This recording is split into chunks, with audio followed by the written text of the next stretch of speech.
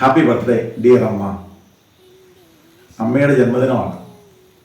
മക്കൾക്ക് സന്തോഷം. അന്നയുടെയും യോവാക്കിമിൻ്റെയും വളരെ നാളത്തെ കാത്തിരിപ്പിനൊടുവിലാണ് അവർക്ക് പരിശുദ്ധ കന്യാമറിയത്തെ മകളായി കിട്ടുക. അവൾക്ക് 3 വയസ്സായപ്പോൾ അവളെ ദേവാലയത്തിൽ സമർപ്പിച്ചു എന്നാണ് ചില പാരമ്പര്യങ്ങൾ പറയുക. പിന്നീട് അങ്ങോട്ട് അവൾ ഒറ്റ കാര്യം ചിന്തിച്ചോളൂ, ദൈവത്തിൻ്റെ ഇഷ്ടം എന്താണോ അത് മാത്രം ചെയ്യുക. അവൾ പ്രമാണങ്ങളൊക്കെ പഠിച്ചു, ദൈവത്തിൻ്റെ ഹിതത്തിനനുസരിച്ച് മാത്രം ജീവിച്ചു. അവൾക്ക് മറ്റൊരു ഇഷ്ടവുമില്ലായിരുന്നു, ദൈവേഷ്ടം. ഭൂമി കണ്ടതിൽ ഏറ്റവും നൈർമല്യമുള്ള ജന്മങ്ങളിലൊന്ന്. അവൾ ദൈവത്തിൻ്റെ ഇഷ്ടം മാത്രം ആഗ്രഹിച്ചു. എൻ്റെ ഒരു ഇഷ്ടവും വേണ്ട, ദൈവത്തിൻ്റെ ഇഷ്ടം മാത്രം മതി. അവൾ ദൈവത്തിൻ്റെ പ്രിയ ശിഷ്യയായിരുന്നു.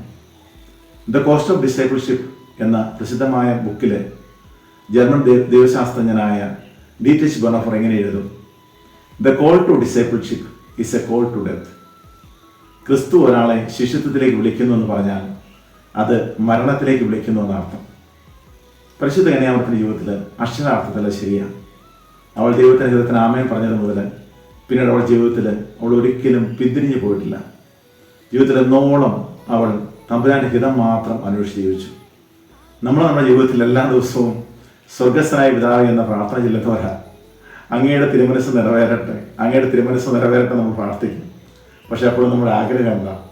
നമ്മൾ സമർപ്പിച്ച ആഗ്രഹങ്ങൾ, നമ്മുടെ പ്രതീക്ഷകൾ, നമ്മുടെ സ്വപ്നങ്ങൾ ഒക്കെ പോകണം. പക്ഷെ പരിശുദ്ധ കന്യാമറിയത്തിലേക്ക് നോക്കുക. അവൾ ദൈവത്തിൻ്റെ ഹിതത്തിനായിട്ട് മാത്രം ജീവിച്ചു.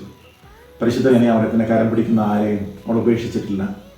പ്രത്യേകിച്ച് ഇന്ന് അവളുടെ പിറവി തിരുനാളായ ഇന്നേ ദിവസം അവളുടെ കരം പിടിക്കാൻ നമുക്ക് ആഗ്രഹിക്കാം. കരങ്ങളിൽ ജപമാല എന്താ? അവൾ നമുക്കായി മധ്യസ്ഥം വഹിക്കും. Ave Maria.